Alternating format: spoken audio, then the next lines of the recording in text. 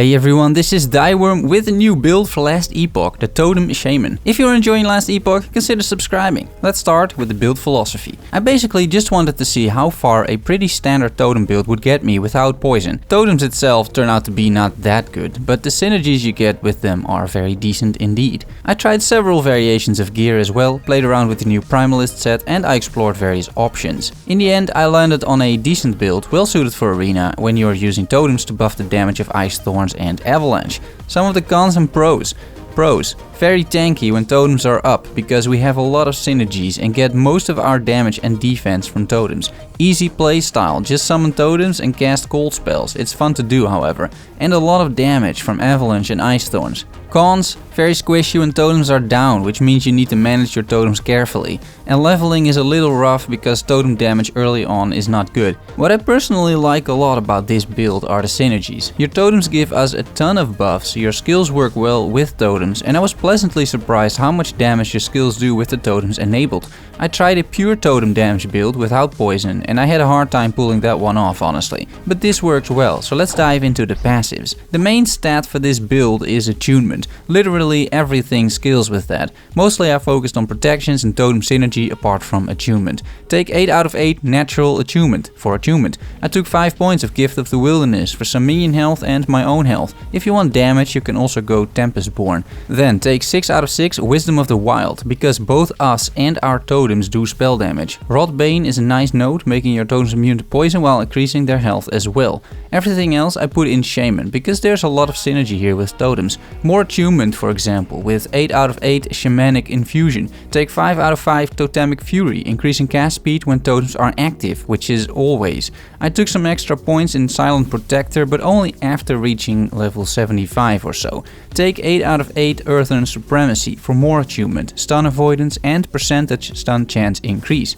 8 out of 8 Rune of Awe is a good node, granting you and your minions flat spell damage, which is massive. I took 10 out of 10 Protective Circle, which grants 50 protections per active totem, and we usually have around 10 totems active, so this is 500 protections across the board. I also took 1 point in Hero's Path just to get to 1 out of 5 Eternal Storm. I'm really not sure if this node is worth it, but I do occasionally kill frozen enemies. We do freeze a lot of enemies, and a random totem being healed in an arena is pretty decent. We take even more totem nodes, but first more attunement. Take 10 out of 10 Elemental Shrines, and then the big damage boost 10 out of 10 Ascendant Circle, which gives 40% increased spell damage per active totem. Like I said, we usually have 10, so that is 400% increased spell damage. I finished with 10 out of 10 Ironbark because it offers a lot of base health for your totems, and you want your totems to stay alive, so you keep receiving all those bonuses. Skills are up next. We start with the totems.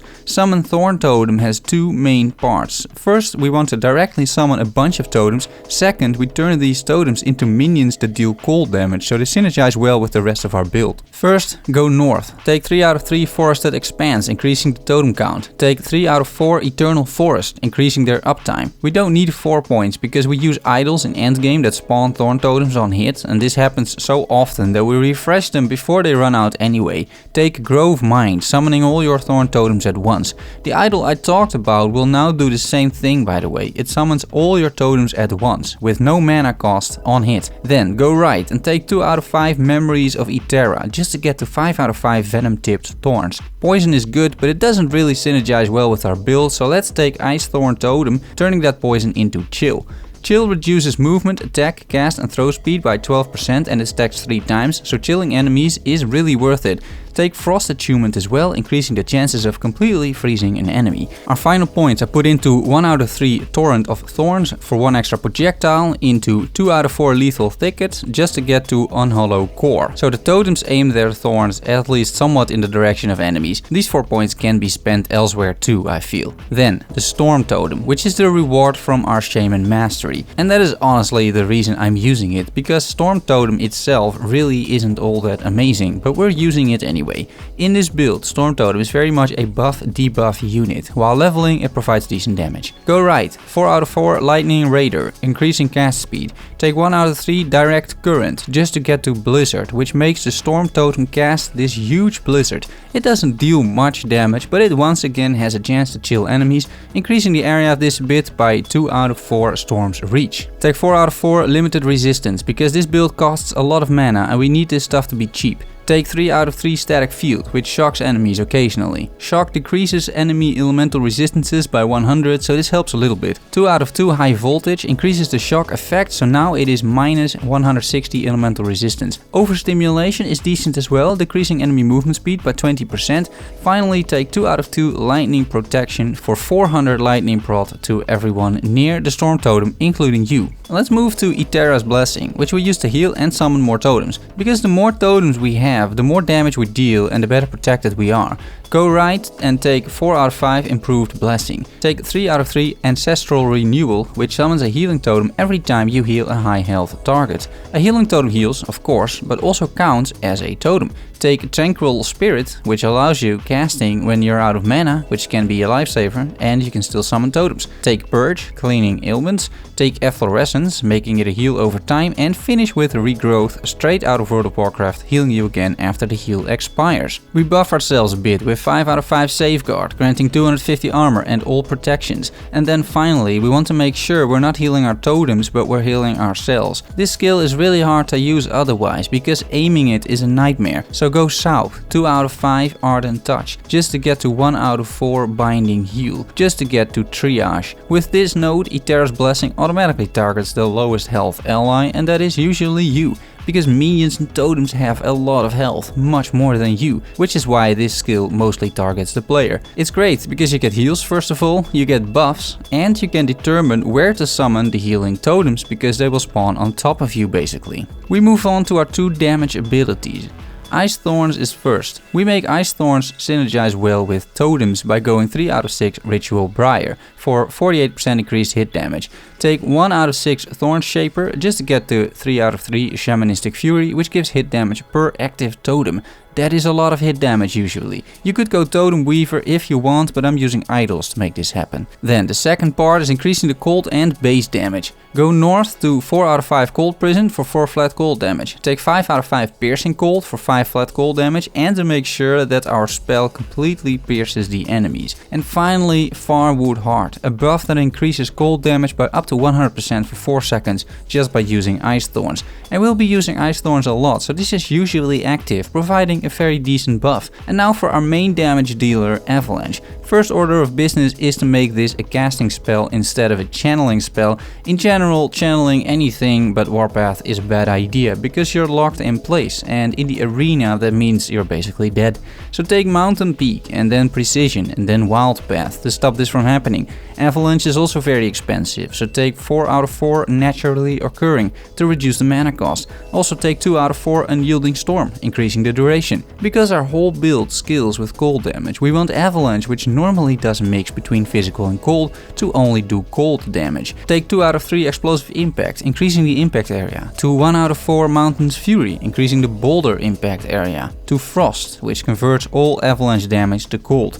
It now synergizes with the Farwood Heart buff from Ice Thorns, and it works well with our idols, which you will soon see. The last points I put into some more totem synergy: 3 out of 4 Harsh Winter for hit damage, then 3 out of 3 Grounding for 45% hit damage with an active totem, and then finally Storm Slide, granting the skill 10 flat lightning damage whenever a storm totem is nearby, which is usually the case. It's a neat little interaction, and I only took it because we are using Storm Totem. Time to look at the gear. Our gear is primarily focused on defensive and minion stats. There's not much damage going on here. It's actually pretty straightforward without being all that good. I still need to craft me some close to perfect pieces that multiple characters can use. I'm Glancing Blow capped, and you should be as well, and I'm immune to crits by capping the crit avoidance to 100%, which you should do as well if you want to take arena seriously. I suggest using a shield and a wand. I tried going with the staff, and while it is more damage, you're also very squishy all of a sudden. I'm using the unique relic with the weird name just because it is not horrible on this build. You can use anything here, however. The idols are worth noticing. I am using idols that give give cold damage per active totem. This adds up rather quickly, because I have found 3 of them so far for 49% increased cold damage per active totem, which is usually around 500% additional cold damage, on top of the 400% we get from the passive tree and additional bonuses from skills and gear. Make sure you get an idol as well that summons the Thorn totems on hit, so you don't have to do that. You could even remove Thorn totem from your bar and get a wolf in or something. It's really up to you. Leveling is a bit rough at the start because there's no synergy at the start. Ice Thorns is a decent skill to level with, however, and take Thorn Totem second. You can make those synergies already, and once you do, Ice Thorn really starts to hurt the enemies.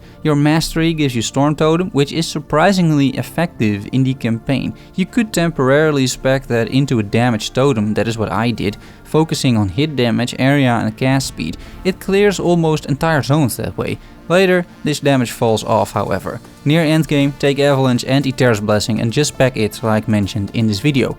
Finally, the playstyle during endgame.